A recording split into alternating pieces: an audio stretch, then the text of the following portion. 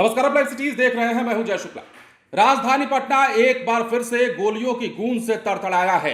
राजधानी एक बार फिर से गोलियों की तड़तड़ाहट से कांप गई है और राजधानी पटना में बहुत बड़ा गैंगवार हुआ है। दरअसल ये खबर हम आपको बताएं, लेकिन उससे पहले इतना समझ लीजिए कि जेल में बंद एक कुख्यात अपराधी के भाई पर ताबड़तोड़ पटना में हमला हुआ है और इस हमले में एक शख्स की जान भी चली गई है। यह घटना कहां की है और किस प्रकार इस घटना को अंजाम दिया गया है, वो हम आपको बताते हैं। दरअसल जैसा कि हमने आपको बताया, पटना के दीघा थाना क्षेत्र में बाटा मोड़ के पास एक खौफनाक गैंगवार हुआ। अपराधियों ने कुख्यात अपराधी रवि गोप के भाई राजू गोप की गाड़ी पर ताबड़तोड़ फायरिंग कर दी। इस हमले में राजू गोप के ड्राइवर विकास की मौत हुई है, जबकि राजू गोप गंभीर रूप से घायल है। तुरंत पटना के निजी अस्पताल में उसे भर्ती कराया गया, जहां उसकी हालत नाजुक बनी हुई है।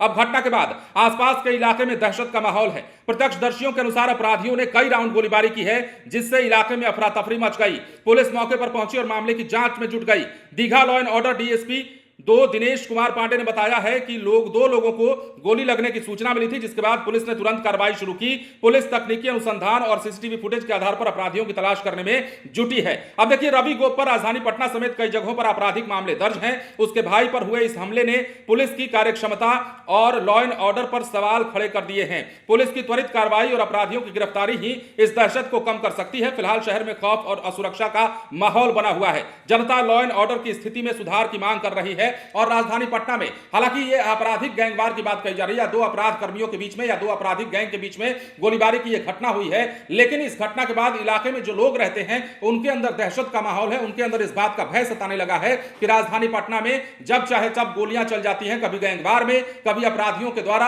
और कभी अपराधियों के द्वारा आम लोगों से लेकर खास लोगों को निशाना बनाया जा रहा है। अब इस राजधानी में तमाम प्रशासनिक तंत्र मौजूद होते हुए जब इस प्रकार की घटनाएं सामने आएंगी तो सवाल तो उठना बनता है। और बार बार बिहार में हम कहते आए हैं कि लॉ एंड ऑर्डर की बात की जाती है, विपक्ष जहां सवाल खड़े करता है तो वहीं सत्ता पक्ष के नेता जवाब देते हुए कहते हैं कि बिहार में लॉ एंड ऑर्डर दुरुस्त है, और उसी दौर में लेकर के चले जाते हैं सत्ता पक्ष के नेता जिस दौर में ये तमाम चीजें हुआ करती थी। जाहिर सी बात है, हम जंगल राज की बात कर रहे हैं। 2005 से पहले की घटनाओं को याद दिलाया जाता है हालिया सरकार के द्वारा, लेकिन फिलहाल जो बिहार में हो रहा है, जो राजधानी पटना में हो रहा है, उसे अब क्या कहेंगे, यह भी एक बड़ा सवाल है। और यह सवाल सिर्फ हम नहीं कर रहे हैं, बल्कि विपक्ष के नेता कर रहे हैं, तेजस्वी यादव कर रहे हैं, और अब तो आम जनता भी पूछने लगी है कि बिहार में चाहे राजधानी पटना हो या तमाम जिले हो, हर तरफ गोलियों की गूंज क्यों सुनाई दे रही है। आखिर ताबड़तोड़ गोलियों की बरसात बिहार में इस कदर क्यों होने लगी है। फिलहाल अब देखना होगा कि इस गैंगवार की घटना के बाद पुलिस क्या कार्रवाई करती है। सीसीटीवी फुटेज को खंगालने के बाद पुलिस किन किन की गिरफ्तारी करती है और इस मामले में आगे क्या कुछ निकलकर सामने आता है। और सबसे बड़ा सवाल यह कि जिसे गोली लगी है